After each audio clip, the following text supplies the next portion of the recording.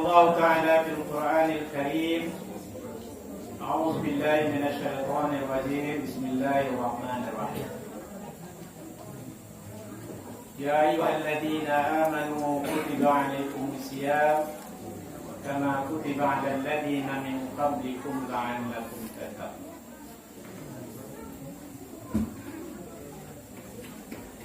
Sadaqallahul Azim. Puji dan syukur kita panjatkan kepada Allah Subhanahu wa taala di mana pada malam yang kedua di bulan Ramadan ini kita dipertemukan dalam rangka beribadah dan berubudiyah kepada Allah Subhanahu wa taala, dan juga kita bersyukur kepada Allah kita dipertemukan di bulan Ramadan 1446 Hijriah ini. Tidak semua orang yang bisa sampai di bulan ini. Banyak saudara famili kita mungkin satu persatu 6 bulan menjelang bulan Ramadan dia sudah pergi. 2 bulan menjelang Ramadan dia sudah berangkat. Mana 1 bulan menjelang Ramadan dia dipanggil oleh Allah Subhanahu wa taala. Artinya apa? Tidak ada kesempatan bagi mereka untuk menambah amal ibadah yang merupakan amal ibadah yang berlipat ganda di bulan Ramadan. Alhamdulillahirabbil alamin, kita masih dipertemukan oleh Allah di bulan Ramadan di tahun 1446 Hijriah ini. Salawat dan salam kita mohonkan kepada Allah selalu tercurah kepada junjungan besar Muhammad sallallahu alaihi wasallam. Allahumma shalli ala Muhammad wa ala ali Muhammad. Dengannya lah kita bisa mendapatkan hidayah. Melalui beliau lah kita mengenal apa itu yang haram dan apa yang halal. Dan melalui beliau lah kita mengenal apa itu surga dan apa itu neraka. Dan melalui perjuangan beliau lah bisa sampai Islam itu dan hidayah itu pada kita pada hari ini. Maka cukup berat terasa perjuangan Rasulullah Sallallahu Alaihi Wasallam. Malah perjuangan beliau itu tidak berat hanya di dunia saja. Di hari akhirat nanti, ketika manusia dikumpulkan di padang mahsyar dan akan melalui titisan Siratul Mustaqim dan akan melalui mizan timbangan, orang yang paling sibuk pada hari itu adalah Muhammad Rasulullah sallallahu alaihi wasallam. Ketika ayat ini diturunkan, maka beliau menangis. Apa yang beliau tangiskan? Karena beliau menjadi syuhada, syahid, menjadi saksi daripada semua manusia, mulai daripada umatnya dari Nabi Adam sampai manusia di akhir zaman nanti. Maka pantas kiranya kita selalu bersalawat kepada Rasulullah sallallahu alaihi wasallam. Allahumma shalli ala Muhammad wa ala Muhammad. Bapak-bapak, ibu, angku-angku, wan-wan, adik-adik, keponakan serenyo, di bulan Ramadan ini merupakan bulan Ramadan kita dipertemukan oleh Allah, dan harus tergambar bagi kita di bulan inilah kira-kira bulan yang terakhir. Entah akan sampai, entah akan bertemu lagi di bulan Ramadan 1447 Hijriah.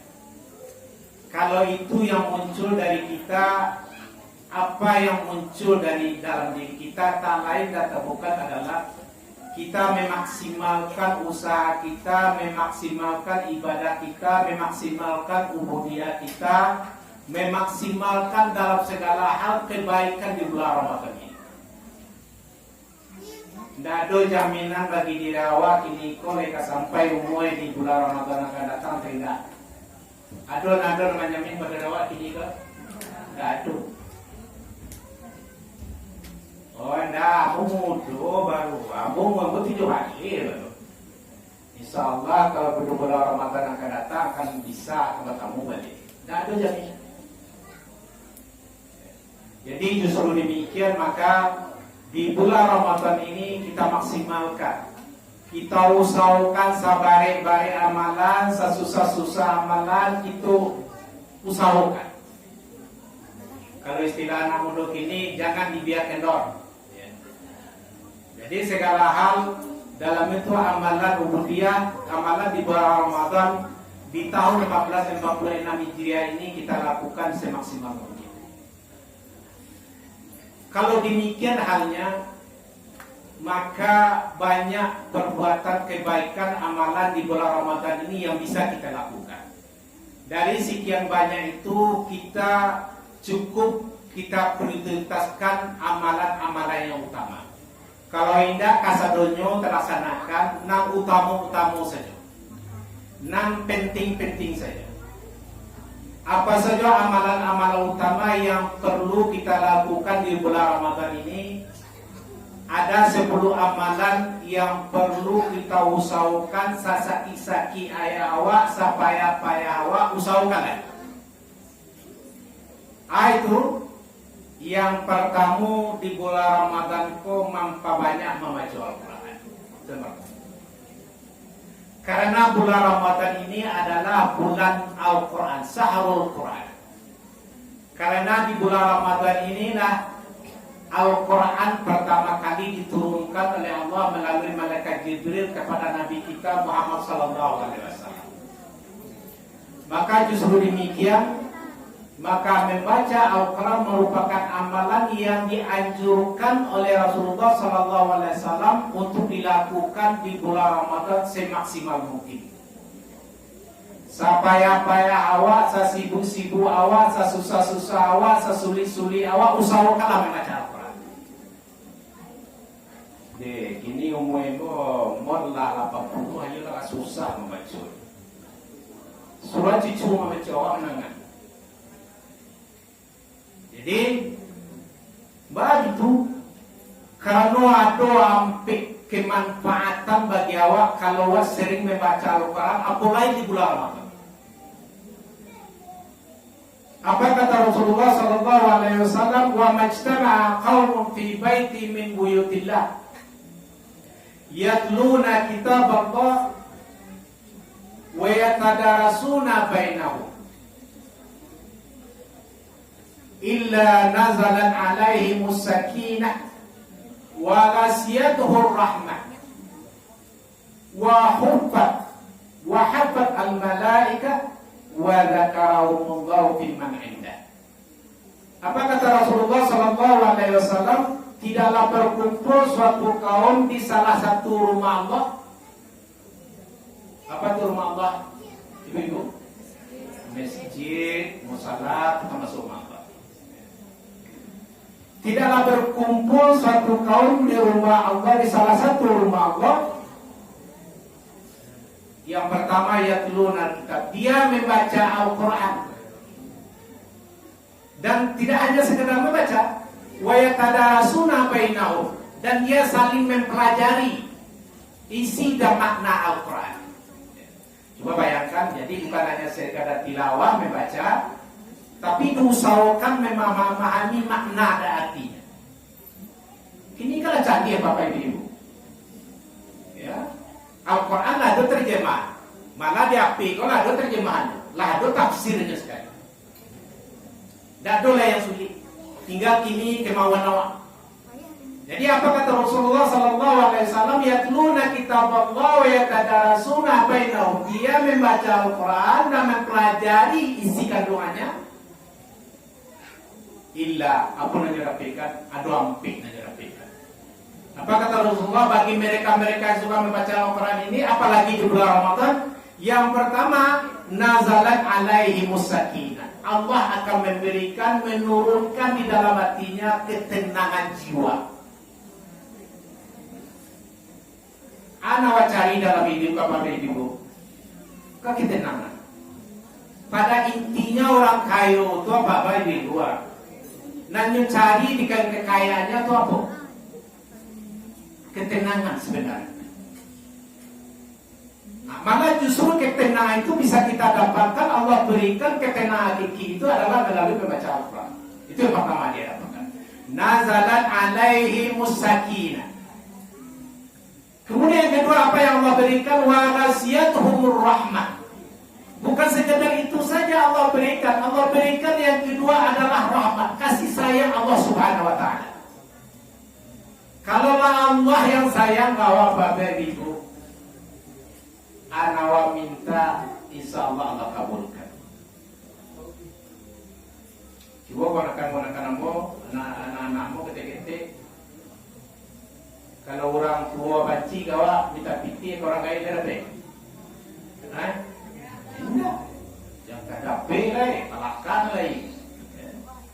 Tapi kalau saya orang kaya gawa tidak mau meminta mencari eso baru silakan dua dompet.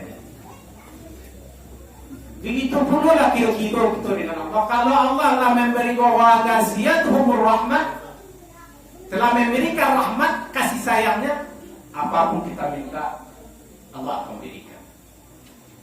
Wa idza salaka ibadi anni fa inni qarib ujibu da'watad da'i idza da'a.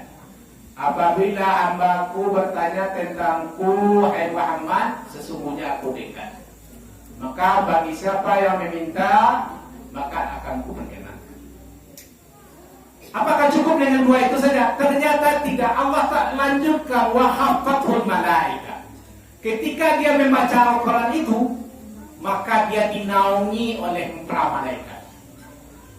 Itu maka Nabi mengatakan ketika kamu di majelis taklim dalam hal mempelajari Al-Quran, pada hakikatnya malaikat di sekelilingmu adalah sedang berkumpul. Dia mendengarkan, dia berkumpul sekaligus menaungi dan memohon kepada Allah rahmat terhadap kamu. Apakah cukup sampai di situ? Ternyata tidak. Wada karahumullahu fiman indah. Kemudian Allah membanggakan mereka di hadapan para malaikatnya. Hai para malaikatku, ini hambaku si Fulan bin Fulan sedang mempelajari Al-Quran, sedang membaca Al-Quran, setiap hari membaca Al-Quran, setiap bulan mengkhatamkan Al-Quran. Dia bahkan Allah sendiri membanggakan di hadapan para malaikat. Hadis riwayat Muslim. Hadisnya sahih Bapak Ibu. Jadi ada 4 hal. Jadi yang pertama, di bulan Ramadan ini kita targetkan membaca Al-Quran itu berapa dalam sebulan. Usahakan dalam sebulan bisa khatam 1 kali. Kalau bisa 3 kali, syukur alhamdulillah. Kalau nggak bisa 2 kali. Kalau nggak bisa 1 kali. Apa susahnya kita baca Al-Quran hari ini? Di HP kita ini sudah ada Al-Quran. Kemana-mana bisa kita bawa. Tinggal lagi mau atau tidaknya kita membaca Al-Quran. Kemudian apa kata Allah? Ternyata Nabi menyatakan mengenai Al-Quran ini, ternyata Allah bukan hanya memberikan 3 hal itu, bukan hanya sekadar sakinah, rahmah, al-malaikah, dan zakarallahu indah. Selanjutnya Allah, bagi siapa yang membaca Al-Quran, Allah akan memberikan al-hasanah. Apa itu hasanah? Yaitu kebaikan. Ini yang disampaikan oleh Rasulullah SAW. Man qara'a harfan min kitabillah, barang siapa yang membaca 1 huruf saja dari Al-Quran ini, falahu bi hasanah, dia akan mendapatkan 1 kali kebaikan. Wal hasanatu bi amsri amthaliha, 1 kali kebaikan itu dilipat gandakan oleh Allah menjadi 10 kali. Kemudian apa kata Allah? Yaqulu alif lam mim harfun. Bukanlah aku mengatakan alif lam mim itu 1 huruf.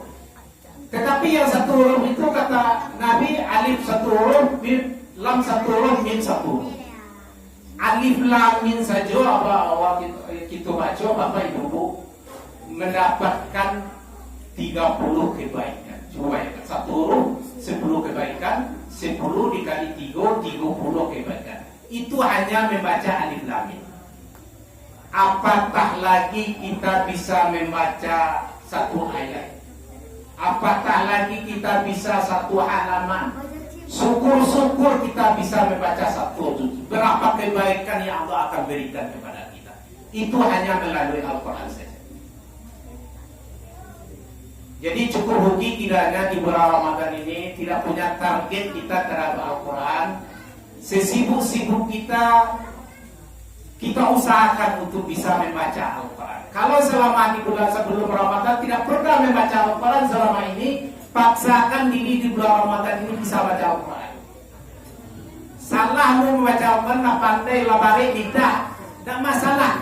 Salah orang membaca Al-Quran warna kecil, batu yang membaca Al-Quran napi dua. Begitu kasih sayang Allah terhadap awak, manakala awak bisa bersungguh-sungguh di dalam menjalankan, terutama di dalam membaca Al-Quran. Bapak Ibu, kemudian amalan apa lagi yang perlu kita kejar di bulan Ramadan ini? Tentu puasa. Puasa ini adalah amalan yang berat. Tidak semua orang bisa mengamalkan puasa ini, Bapak Ibu. Itu makanya redaksi ayat ini dimulai dengan ya ayyuhalladzina amanu kutiba alaikum. Kenapa Allah tidak pakaikan furida ala? Sebab kata-kata kutiba ala sama artinya juga furida ala, diwajibkan. Tetapi ternyata Allah gunakan kutiba ala. Para mufassir menyatakan, manakala ada redaksi ayat ya ayyuhalladzina amanu kutiba, maka ayat sesudahnya mewajibkan suatu kewajiban yang berat.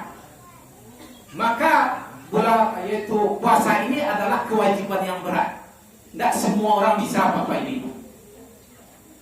Orang musyrik tidak bisa, orang munafik tidak bisa melaksanakan puasa. Orang musyrik apalagi.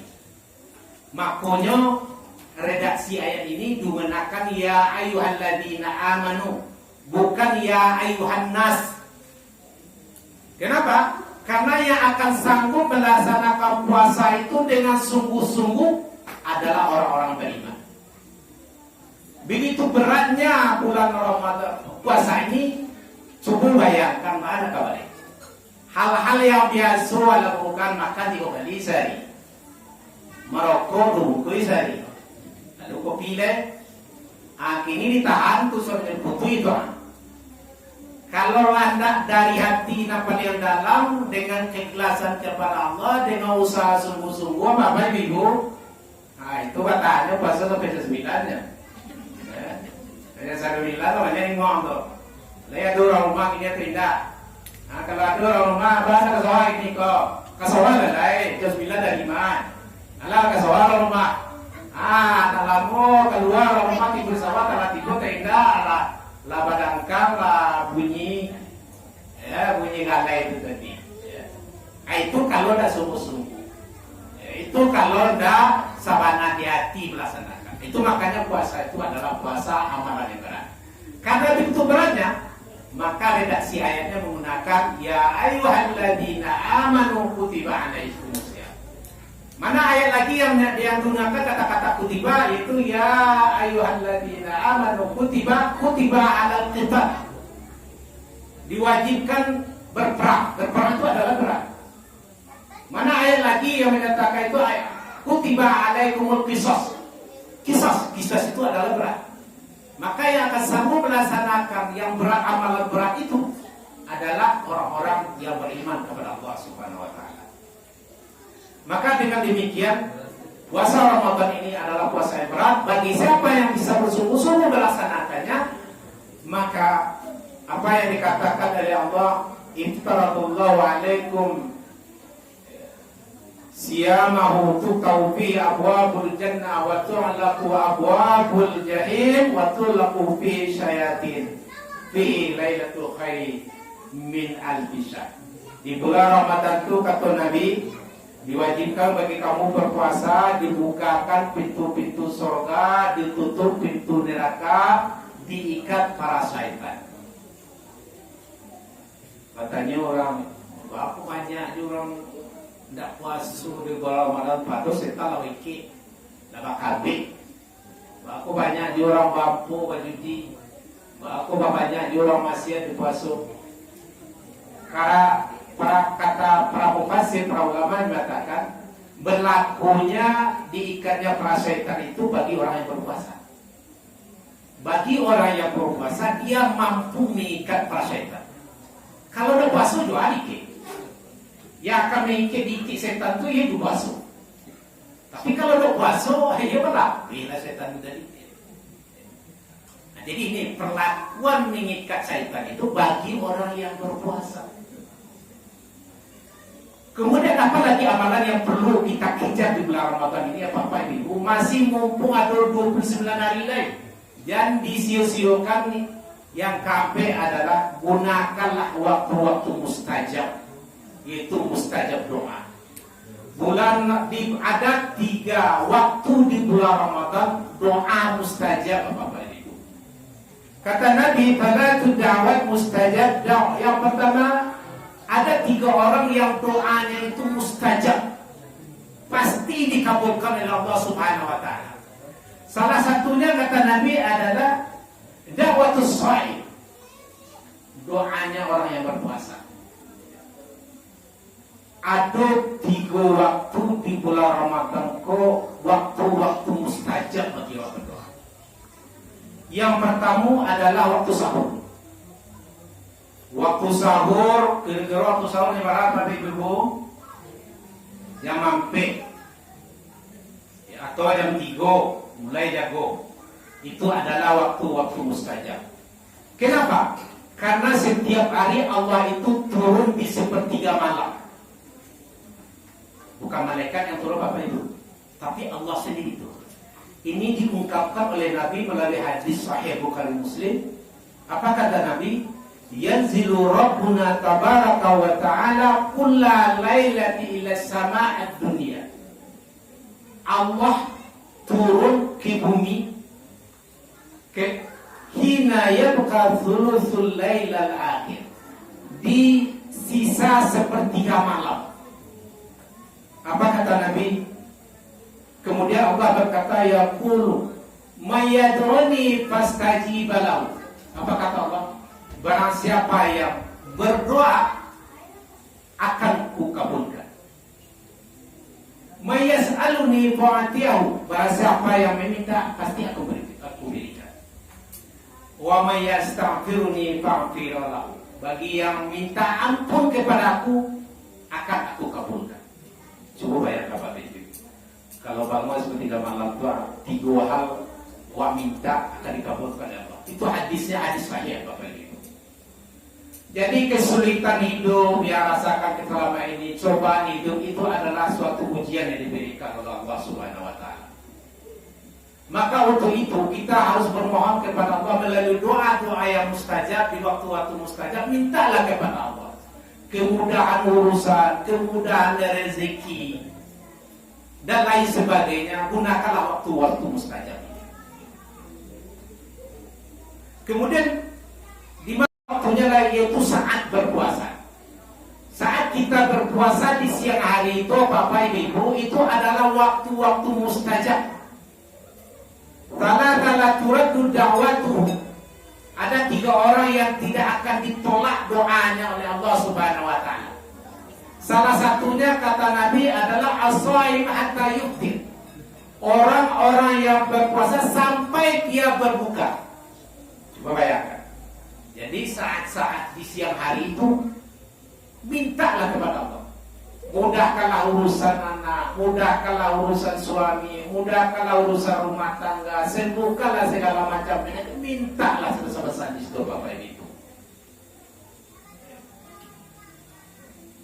Kemudian waktu yang ketiga di bulan Ramadan yang mustajab doa, kalau kita berdoa kepada Allah adalah ketika kita berbuka.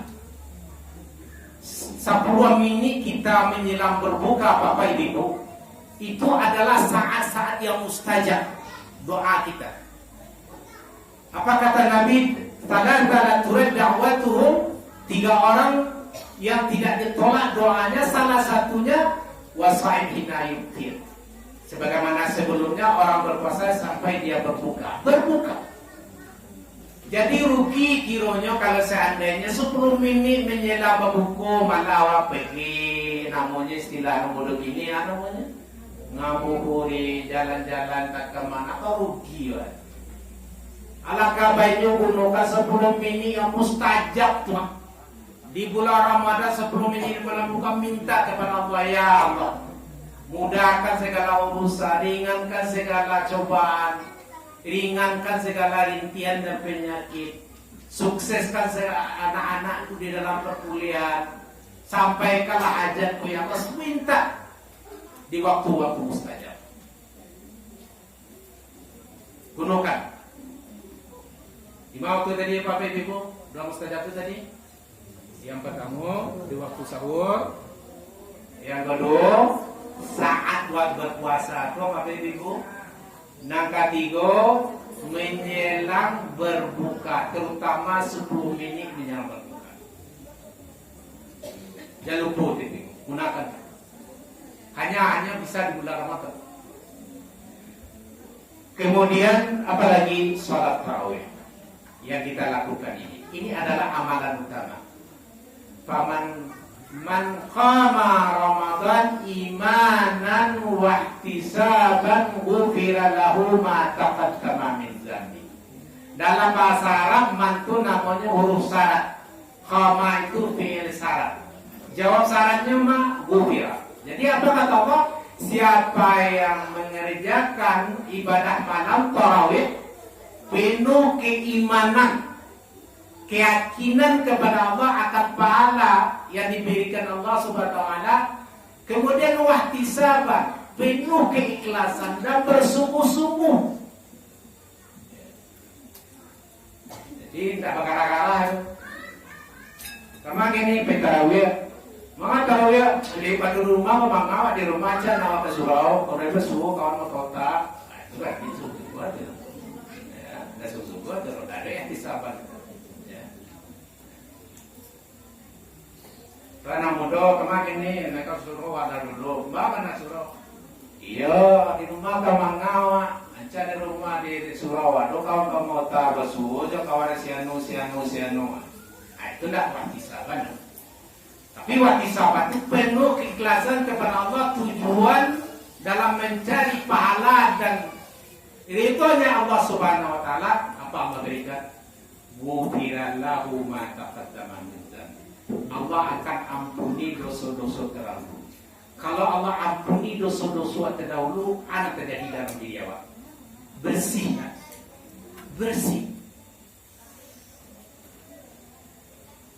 Payah kau bos wa, bakumua minta piti, jaga bos wa le. Kau orang kaya saja. Payah kau orang kaya awak bakumua. Calak sinan kumua sinan tanah sinan kira-kira kenician. Bahasa dia belum tak henti je dalam tanah. Itu kan. Coba datang dengan bersih, pakai rapi. Apa yang mudah menjawab? Ana minta tadi kan luasa dan suami.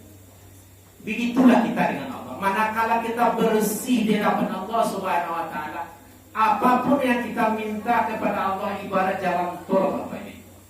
Enggak banding dia doa sampai kali itu.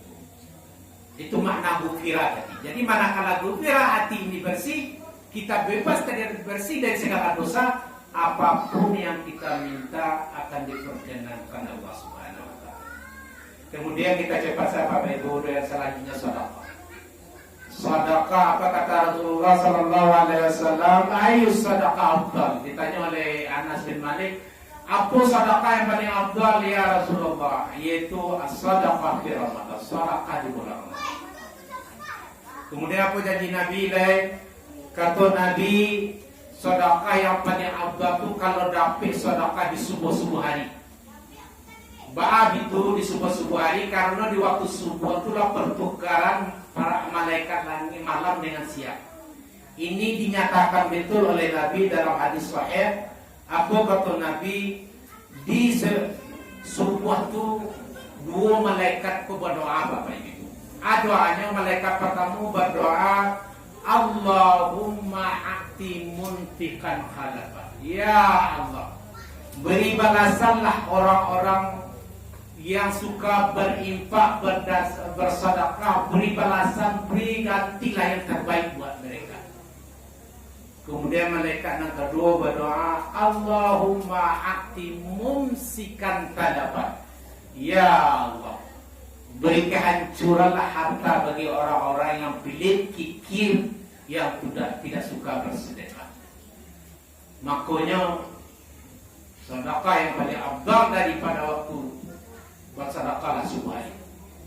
Karena di waktu itu para malaikat sedang mendoakan orang-orang yang bersedekah. Jadi kalau mereka sebelum subuh atau sesudah subuh mungkin tidak perlu banyak-banyak, tapi rutinnya mungkin hanya 1000 dipecah menjadi ampe. Maka para ulama menganjurkan juga ketika kita memasukkan piti atau sedekah itu minta, ya Allah melalui berkah sedekah ini ya Allah mudahkan rezeki. Kemudian memberikan satu lagi, ya Allah melalui berkah sedekah ini mudahkanlah urusan anakku. Itu dianjurkan oleh para ulama. Ya, sedekah dibagian. Kemudian selanjutnya zikir dan istighfar, ya. Zikir perbanyak di bulan Ramadan. Kemudian selanjutnya bagi namanya piti lagi ya, lakukanlah umrah di bulan Ramadan. Sebab umrah di bulan Ramadan itu sama halnya pahalanya dengan pahala haji. Ya, bagi namanya pitinya. Kemudian selanjutnya adalah menghidupkan malam qadar.